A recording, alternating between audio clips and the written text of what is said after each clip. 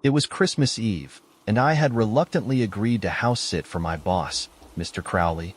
He had an emergency business trip, and since I was one of his trusted employees, he offered to pay me double if I stayed at his place to watch over things and feed his two cats, Molly and Stripe. I couldn't say no to the extra cash.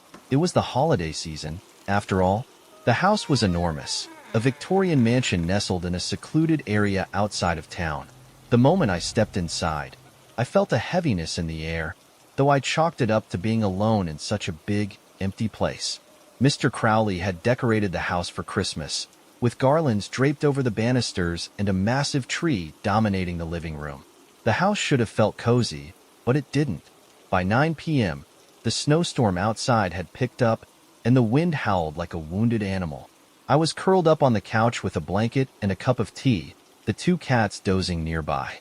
I tried to distract myself by watching a Christmas movie, but my attention kept drifting to the shadows in the corners of the room. They seemed to shift and flicker, but every time I looked directly at them, they were still. Around 10 p.m., the power flickered, and the lights dimmed for a moment before coming back on. Molly, the orange tabby, hissed at nothing, her fur standing on end. Stripe, the black and white cat, bolted under the couch. I laughed nervously.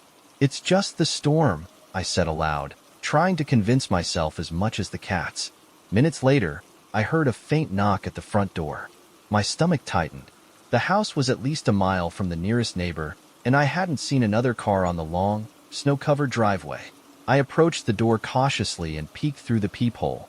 A child stood on the porch, shivering in the snow. She couldn't have been more than 8 years old, with long, dark hair and a pale face. She wasn't dressed for the weather, just a thin dress and no coat. My heart sank. What was she doing out here? I opened the door a crack. "Sweetie, are you okay? Where are your parents?" The girl looked up at me with wide, glassy eyes. "I'm lost," she said, her voice barely a whisper. I wanted to help her, but something about the way she stood there, so still, so calm despite the freezing wind, unnerved me. "Come inside," I said reluctantly. "We'll call someone to help you." She stepped into the foyer, her bare feet leaving no footprints on the floor. I closed the door and turned to face her, but she was gone. "Hello?" I called, my voice trembling. I checked the hallway, the living room, even the kitchen, but there was no sign of her. Molly and Stripe were huddled together under the dining table, growling softly. I was starting to panic. How could she have disappeared so quickly? And where had she gone? Suddenly, I heard a loud thump from upstairs. My heart pounded as I climbed the staircase, clutching the flashlight I'd grabbed from the kitchen. The upstairs hallway was dark, the light bulbs flickering weakly. The thump came again, this time from the guest bedroom at the end of the hall. I pushed the door open slowly. The room was empty except for an antique rocking chair near the window. It rocked back and forth as if someone had just been sitting in it. The air was freezing, and my breath came out in visible puffs. On the bed, a single handprint was pressed into the dust on the duvet. Small, child-sized. I bolted out of the room, slamming the door behind me. Back in the living room, I found Molly and Stripe staring at the Christmas tree, their eyes wide and unblinking. Following their gaze, I saw what had them so transfixed. The angel topper on the tree had been turned to face the wall. My phone buzzed on the coffee table, making me jump. It was a text from Mr. Crowley. "How's everything going? Don't forget to keep an eye on the tree. Strange things happen if it's not watched closely." My blood ran cold. What did that mean? I texted him back, asking for clarification, but the message wouldn't send. The service was down, thanks to the storm. The knocking started again, this time from the back door. I didn't want to open it, but something compelled me to check. Peering through the kitchen window, I saw 3 figures standing in the snow. The girl, joined by 2 taller, darker shapes. Their faces were obscured, but I could feel their eyes on me. I locked every door and window in the house, pulling the curtains tightly shut. The knocking grew louder, more insistent, but I refused to answer. Instead, I huddled in the living room with the cats, praying for the storm to pass. At some point, I must have fallen asleep because I woke to silence. The storm had stopped, and the first light of dawn was creeping through the curtains. Everything seemed normal until I noticed the Christmas tree. Every ornament was gone, replaced by crude wooden carvings of small, childlike figures. The angel topper had been turned upright again, its face now twisted into a grotesque grin. I didn't stay to find out what it all meant. I packed my things, grabbed the cats, and drove away as fast as the icy roads would allow. When I told Mr. Crowley about what had happened, he laughed and said, "That's why I pay so well. Not everyone can handle the house at Christmas." I never went back. 2 years ago, I agreed to spend Christmas with my fiancée, Claire, at her parents' house in a small rural town in Maine. It was my first holiday with them, and I wanted to make a good impression. Their house was an old Victorian, beautifully decorated with garlands, lights, and a towering Christmas tree in the living room. It felt like something out of a storybook. But as the days unfolded, the festive atmosphere took a darker turn. The first night, I woke up around 2 a.m. to the sound of faint footsteps outside our bedroom.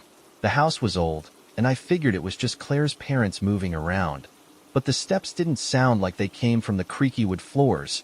It was more like they were on carpet. The thing was, there was no carpet in the hallway. When I mentioned it to Claire in the morning, she shrugged it off. "It's probably the house settling," she said, but she avoided looking me in the eye. Later that day, her dad, Richard, took me out to chop wood while Claire and her mom, Diane, baked cookies. As we worked, I tried to make small talk, but Richard seemed distant, almost distracted. At one point, he paused mid-swing, staring into the woods. I followed his gaze but didn't see anything. "Something wrong?" I asked. He shook his head, snapping out of it. "No, just thought I saw a deer." The rest of the day passed uneventfully, but that night, as we gathered around the fireplace, I noticed Diane glancing nervously at the windows. They were covered with heavy curtains, but every so often, she'd get up and check to make sure they were drawn tightly. When I asked Claire about it, she said, "Mom's always been a little jumpy around Christmas." By the third night, the strange sounds returned, footsteps, this time accompanied by faint tapping on the walls. I got up to investigate, my heart pounding. As I walked down the dark hallway, I heard a low whisper, barely audible over the sound of the wind outside. It wasn't coming from a specific direction. It seemed to surround me. I crept to the living room, where the Christmas tree's lights cast a soft glow. Everything looked normal, but then I noticed something odd. One of the ornaments, a glass angel, was missing from the tree. I distinctly remembered seeing it earlier because Claire had mentioned it was a family heirloom. When I told Claire the next morning, she looked genuinely concerned. "That's weird," she said. "I'll ask Mom if she moved it." But Diane claimed she hadn't touched it. Richard, overhearing, muttered, "It's probably the wind knocking things around." He left the room before we could press him further. That evening, Claire and I decided to take a walk before dinner. The snow was falling gently, and the air was crisp. As we strolled through the woods behind the house, I felt a strange sense of unease, like we were being watched. Claire must have felt it too because she kept glancing over her shoulder. "Do you ever feel like there's something out here?" I asked. She hesitated, then nodded. "I don't know. This place has always felt off around Christmas. My mom says it's just old superstitions, but my dad," she stopped, biting her lip. "Never mind." "No, what about your dad?" I pressed. She sighed. "He says there's something in the woods, something that comes around this time of year. He calls it the Watcher." "The Watcher?" I repeated, my stomach tightening. "It's probably just a story to keep kids from wandering too far," she said quickly, but her tone wasn't convincing. That night, I had trouble sleeping. Around 3 a.m., I woke to the sound of heavy breathing. At first, I thought it was Claire, but when I turned over, I saw she was sound asleep. The sound was coming from the window. My heart raced as I sat up and looked. A face stared back at me. It was pale, almost translucent, with hollow eyes that seemed to glow faintly in the darkness. The features were human but distorted, as if the face had been stretched too tightly over the skull. I froze, unable to move, as the thing pressed its hand against the glass. Its long, bony fingers left streaks in the frost. Finally, I managed to scream. Claire jolted awake, and when I looked back at the window, the face was gone. I told her what I'd seen, but she dismissed it as a nightmare. "You're just freaked out by what I said earlier," she insisted, but I knew it wasn't my imagination. The next morning, Richard announced that we were cutting the visit short. "Storm's coming in," he said gruffly, though the weather seemed fine. We packed up and left that afternoon. As we drove away, I glanced back at the house. In one of the upstairs windows, I saw the face again, watching us leave. Claire refused to talk about it afterward, and her parents moved out of that house the following spring. To this day, I don't know what I saw, or what might have happened if we'd stayed. Last Christmas, my family and I spent the holidays in a cabin deep in the snowy woods of Vermont. It was a charming, rustic place that my husband, Mark, had rented for us as a surprise.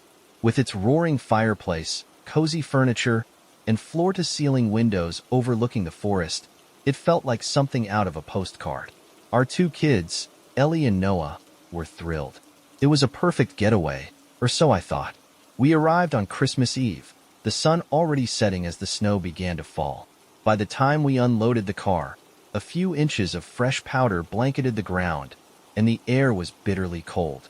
Mark built a fire, and we settled in for a quiet evening of hot cocoa and board games. It was peaceful, almost too quiet, as the thick forest seemed to swallow every sound. Around 9 p.m., while Mark was reading to the kids by the fire, I decided to step out onto the porch for a moment. The night was breathtakingly still, the snow shimmering under the moonlight. But as I gazed out into the woods, I saw something that made my skin crawl. Between the trees, about 50 feet away, a figure stood perfectly still. They were dressed in all white, blending almost seamlessly with the snow, and their face was obscured by some kind of hood or mask. My first thought was that it must be a neighbor, but the nearest cabin was miles away. Whoever it was didn't move, didn't wave, didn't make a sound. They just stood there, facing the cabin.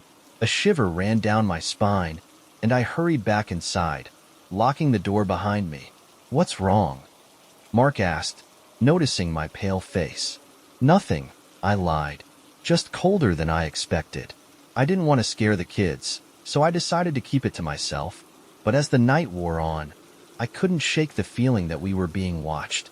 Around midnight, after the kids had gone to bed, Mark and I were sitting by the fire when we heard it. A faint tapping sound coming from the back of the cabin.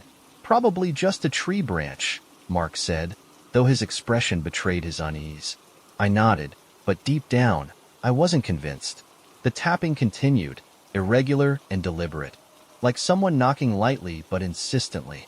Finally, Mark grabbed a flashlight and went to investigate. I stayed by the fire, clutching a blanket around my shoulders, my heart pounding in my chest. When Mark returned, he looked shaken. "There's nothing there," he said. "No branches, no tracks in the snow. Just nothing." We decided to call it a night, though I barely slept. Every creak of the cabin, every gust of wind made my heart race. Around 3 a.m., I thought I heard footsteps outside the bedroom window, but when I peeked through the curtains, all I saw was snow and darkness. The next morning, we tried to go about our Christmas as planned. The kids opened their presents, and for a while, the unease of the previous night faded. But as I was preparing breakfast, I noticed something chilling. On the kitchen window, someone had drawn a smiley face in the frost.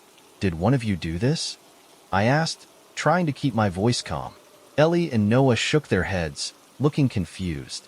Mark frowned. "It's probably nothing," he said, but I could tell he didn't believe his own words. That evening, as the snowstorm picked up, the power went out. We lit candles and tried to make the best of it, huddling by the fireplace. The wind howled outside, rattling the windows. The kids fell asleep in their sleeping bags, and Mark and I sat in tense silence, listening to the storm. Then came the scratching. It started faintly, almost drowned out by the wind, but it grew louder, more frantic. It sounded like nails scraping against the wooden walls of the cabin. Mark grabbed the flashlight again, but I grabbed his arm. "Don't," I whispered. "Whatever it is, don't go out there." The scratching stopped abruptly, replaced by a loud thud on the roof. The kids woke up, startled, and began to cry. Mark held them close while I stared at the ceiling, paralyzed with fear. Another thud, then another, as if something heavy was crawling across the roof. And then we heard it, a low, guttural laugh. I don't remember making the decision to leave. It was like we all moved at once, grabbing our coats and boots and piling into the car. Mark drove us down the snow-covered road as fast as he could, the headlights barely cutting through the blizzard. I looked back at the cabin one last time, and I swear I saw a figure standing in the doorway, waving. We spent the rest of Christmas in a motel, too scared to return to the cabin. When Mark called the rental company to report what had happened, they seemed unusually quiet. After some pressing, they admitted that previous renters had reported strange occurrences as well.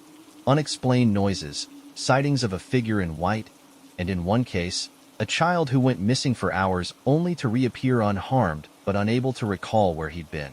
We never found out who or what visited us that night, and we've never rented another cabin since. It was Christmas Eve, and snow blanketed the quiet suburban street where the Thompson family had just moved. Their new house, a spacious colonial-style home, stood as the centerpiece of the neighborhood's holiday display, its windows aglow with warm lights and a beautifully decorated Christmas tree visible through the living room bay window. For Lisa Thompson, a single mother of two, this was supposed to be the start of a new chapter, a fresh beginning after a tumultuous divorce. Her kids, Emma, 10, and Jake, 7, were thrilled about their first Christmas in the new house. As Lisa tucked them into bed that night, she couldn't help but smile at their excitement. "Don't forget to leave out the cookies and milk for Santa," Jake called out before she switched off the light. Downstairs, the fireplace crackled softly, and the house felt warm, safe, and full of promise. Lisa settled into the couch with a cup of tea, enjoying the brief moment of peace. Outside, the snow continued to fall in heavy flakes, muffling the world. She had just started wrapping the last of the kids' presents when she heard it, a soft knock at the front door. Frowning, Lisa checked the time. 10:45 p.m. Who could it be at this hour? She approached the door cautiously, peeking through the peephole. A man stood there, bundled in a thick red coat with fur trim, a Santa hat perched on his head. In his gloved hands, he held a large sack that looked like it was brimming with gifts. His face was obscured by the brim of the hat and the dim porch light, but she could see the white of his beard and the curve of a smile. "Hello?" Lisa called through the door. "Merry Christmas," the man said, his voice warm and deep. "I'm from the neighborhood association, delivering treats to all the new families. May I come in?" Lisa hesitated. She didn't remember the real estate agent mentioning anything about this. "And why so late?" "Thank you, but it's a little late. Could you leave it on the porch?" The man's smile faltered slightly, and his head tilted. "Of course, ma'am. But it's awfully cold out here. I wouldn't mind warming up for just a minute." Something about his tone sent a chill down Lisa's spine. "I'm sorry," she said firmly. "We're all heading to bed soon. Merry Christmas." Without waiting for a reply, she locked the deadbolt and stepped back from the door. Through the peephole, she watched as the man lingered for a moment, then turned and walked down the snowy driveway, his sack swaying at his side. Feeling unsettled, Lisa double-checked all the locks before heading back to the living room. She tried to shake the encounter from her mind, focusing instead on finishing the wrapping. But an hour later, as she was placing the presents under the tree, she heard something else, a faint thud from upstairs. Her heart skipped. It sounded like it came from Emma's room. "Emma? Jake?" she called softly as she ascended the stairs. The kids' bedrooms were on opposite sides of the hallway, their doors both slightly ajar. Lisa checked Emma's room first. Her daughter was sound asleep, her chest rising and falling steadily. Lisa pulled the blanket up around Emma's shoulders and kissed her forehead. When she stepped into Jake's room, her breath caught. His bed was empty. "Jake," she whispered, panic creeping into her voice. She checked under the bed, in the closet, nothing. Frantic, she hurried back into the hallway. A cold draft brushed against her face. The pull-down attic ladder at the end of the hall was slightly ajar, the string swaying gently. Lisa's legs felt like lead as she approached. She hadn't even realized the house had an attic until the movers pointed it out, and she certainly hadn't gone up there. Gripping the string, she yanked it down. The ladder unfolded with a loud creak, and icy air rushed down from the dark space above. "Jake!" she called again, her voice trembling. A soft giggle floated down in response, and her stomach turned to ice. That wasn't Jake's laugh. She climbed the ladder cautiously, her breath visible in the freezing air. The attic was pitch black except for a faint sliver of moonlight filtering through a small window. Dust particles floated in the beam, and the space smelled of mildew and old wood. As Lisa stepped onto the creaky floorboards, she saw him. Jake, standing near the window, his back to her. "Jake, what are you doing up here?" she asked, her voice shaking. "Come back to bed." He turned slowly, but it wasn't Jake's face. The thing wearing her son's pajamas had hollow, black eyes and a grin that stretched unnaturally wide. Lisa stumbled back, choking on a scream, as the thing took a step toward her. "Shoo!" it said in Jake's voice, raising a finger to its lips. Before Lisa could react, something else moved in the shadows. The man in the red coat emerged, his sack now empty, his grin matching the thing that had taken her son's form. Lisa bolted down the ladder, slamming it shut behind her. She locked herself in her bedroom, dialing 911 with trembling hands. When the police arrived, they found the attic empty. No footprints in the snow outside. Jake was found hours later, asleep under the Christmas tree, unharmed but unable to explain how he got there. Lisa never spent another Christmas in that house. Last Christmas, my friend Sarah invited me to spend the holiday with her and her family in their newly bought farmhouse in upstate New York. The house was charming, with its vintage architecture and sprawling fields blanketed in snow, but it was also isolated, surrounded by woods on all sides. Sarah's family had moved in just a few months prior and was still getting settled. I thought it would be a peaceful, cozy holiday. I couldn't have been more wrong. From the moment I arrived, I noticed something strange about the house. The air inside was heavy, almost suffocating, and despite the roaring fireplace, it was never quite warm. Sarah joked that it was just an old house being stubborn, but her younger brother, Ethan, seemed nervous. When I asked him what was wrong, he just shook his head and muttered something about the thing in the woods. The first night was uneventful, save for some creaks and groans from the house settling. But the second night, things started to get eerie. Around midnight, I woke up to the sound of faint whispering. At first, I thought it was Sarah or Ethan, but when I stepped into the hallway, it was empty. The whispers continued, seeming to come from everywhere and nowhere at once. The next morning, I mentioned it to Sarah, but she dismissed it. "Old houses make weird noises," she said, though her tone lacked conviction. Later that day, while we were decorating the Christmas tree, Ethan suddenly froze, his eyes fixed on the window. "There's someone out there," he whispered. We all rushed to the window, but there was nothing but the snow-covered yard. Sarah scolded him for scaring us, but I couldn't shake the feeling that he might have been right. That evening, as we sat around the fireplace exchanging stories, the electricity flickered. Ethan started to speak, but Sarah cut him off, glaring at him. "Don't start," she said sharply, her voice shaking slightly. I wanted to ask what she meant, but the tension in the room made me think twice. After everyone had gone to bed, I stayed up reading in the living room. Around 2 a.m., I heard a soft thump against the window. At first, I thought it was a branch hitting the glass, but when I looked up, I saw something that made my blood run cold. A figure stood just beyond the window, barely visible in the moonlight. It was tall and thin, its face obscured by shadow, but its eyes seemed to glow faintly. I froze, unable to move or look away. The figure tilted its head, as if studying me, and then it was gone, disappearing into the woods. I ran upstairs to Sarah's room and woke her, telling her what I'd seen. Her face went pale, but she insisted it must have been a trick of the light. Ethan, however, overheard and looked terrified. "It's the Watcher," he whispered. Sarah shushed him, but I pressed him for more. Reluctantly, he told me about the local legend. The Watcher, according to the story, was a spirit that haunted the woods, watching and waiting for those who wandered too far. "It only comes close on Christmas Eve," Ethan said, his voice trembling. The next day, Christmas Eve, passed in a blur of unease. We tried to act normal, but the tension was palpable. That night, As we sat down for dinner, the power went out completely. Sarah's dad lit some candles, and we ate in near silence. The only sounds the howling wind and the occasional creak of the house. Around midnight, the whispers started again, louder this time. They seemed to come from all around us, filling the house with a chilling chorus. Sarah's dad grabbed a flashlight and went to check the circuit breaker. Moments later, we heard a loud crash. We all ran to the basement, where we found him sprawled on the floor, unconscious but unharmed.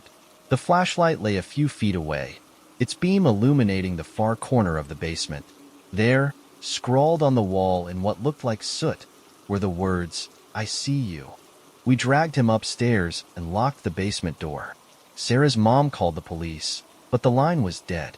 Ethan started crying, saying we should leave, but the storm outside made it impossible. We were trapped. For the rest of the night, the house was filled with strange noises, footsteps, whispers, even the faint sound of a child laughing.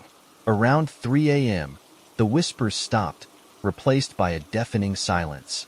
When the sun finally rose, the power came back on, and everything seemed normal again. We left that morning, not bothering to clean up or pack properly. Sarah's family moved out of the farmhouse a month later. To this day, we don't know what was in that house, or if it followed us when we left. Last Christmas, my younger brother, Ethan, and I decided to visit our late grandmother's house one last time before it was sold. Grandma had passed away the previous spring, and while it was hard to say goodbye, we thought it would be nice to spend Christmas there as a way to honor her memory. The house, an old Victorian nestled at the edge of a small town, was filled with childhood nostalgia. But as soon as we arrived, something felt off. The house was colder than I remembered. Even with the heating system running at full blast, the air seemed heavier, almost oppressive, and the familiar creaks of the wooden floors now sounded more like whispers. Ethan laughed it off, saying I was being overly sentimental, but I couldn't shake the feeling that we weren't alone. We spent most of Christmas Eve unpacking a few decorations we had brought along. The house had been untouched since Grandma's passing, and the once vivid colors of the wallpaper and furniture had faded into dull shades of gray. Ethan hung stockings by the fireplace while I set up a small artificial tree in the corner of the living room. It wasn't much, but it felt like a proper farewell. As night fell, we cooked a modest dinner and shared stories about Grandma. It was comforting, for a while, but as the clock struck midnight, the atmosphere in the house shifted. The warm glow of the fireplace seemed dimmer, and the shadows in the corners of the room grew darker, deeper. Ethan, ever the skeptic, suggested we call it a night. We settled into our old childhood bedrooms. Though the walls felt closer, the air staler than I remembered. I left the door slightly ajar, hoping the light from the hallway would ease my nerves. But it didn't. Around 2 a.m., I woke up to the sound of soft footsteps. At first, I thought it was Ethan heading to the bathroom, but the steps were too light, almost like a child's. They crept closer, stopping just outside my door. My heart raced as I stared at the crack of light spilling into the room. A shadow moved across it, and I held my breath, waiting for the person, or thing, to reveal itself. But nothing happened. The shadow lingered for a moment before retreating down the hall. I rushed to Ethan's room, finding him sound asleep. When I shook him awake and told him what I'd heard, he groaned. "It's an old house. It makes noises," he said, turning over and pulling the blanket over his head. Frustrated, but too scared to argue, I returned to my room and left the light on. The next morning, Ethan found something strange on the kitchen table, a wooden figurine, crudely carved to resemble a small child. Neither of us recognized it, and I certainly hadn't put it there. Ethan laughed nervously, claiming it must have been left behind by one of Grandma's old friends or a neighbor, but I could see the unease in his eyes. The day passed without incident, though I couldn't shake the feeling of being watched. Every so often, I caught movement in my peripheral vision, shadows darting across the walls, figures peeking around doorways. But when I turned to look, nothing was there. That night, things escalated. We were in the living room, watching an old Christmas movie, when the lights flickered. The power had been steady all day, despite the snowstorm outside, but now it seemed to falter. Ethan got up to check the breaker box, leaving me alone. As I sat there, the The flickering lights cast strange shapes across the walls, and the temperature seemed to drop even further. Then, I heard it, a faint, rhythmic tapping coming from the ceiling above me. It sounded deliberate, like someone knocking lightly on the floorboards of the attic. I froze, my eyes glued to the ceiling as the tapping grew louder, more insistent. Ethan returned moments later, looking pale. "The breaker's fine," he said, "but there's something weird outside." He led me to the front window and pointed into the yard. In the freshly fallen snow, there were footprints, small, child-sized, leading from the woods to the front porch. My stomach dropped. There were no footprints leading away. We decided to leave immediately, but as we started packing our bags, the lights went out completely. The house was plunged into darkness, save for the faint glow of the moon through the windows. The tapping above us turned into loud, echoing bangs, and the air was filled with the sound of faint, high-pitched laughter. We grabbed a couple of flashlights and bolted for the door, but it wouldn't budge. The locks were undone, but the door felt like it was held shut by some invisible force. Panic set in as we heard the sound of small feet running down the hallway behind us. We turned just in time to see a shadow dart into the living room. "Into the car," Ethan yelled, and we scrambled out through the back door, which thankfully gave way. We ran to the car, not even bothering to brush the snow off the windshield, and drove away as fast as we could. When we finally reached the safety of a motel, we tried to make sense of what had happened. Neither of us had a clear explanation, but one thing was certain. We weren't alone in that house. We called the realtor handling the sale and told them we wouldn't be returning. They didn't seem surprised. Others have said the same, the realtor admitted. The house has a reputation. We never found out who or what was in the house that Christmas, but the memory still haunts me. Every time I see a wooden figurine or hear the faint sound of footsteps, I'm transported back to that night.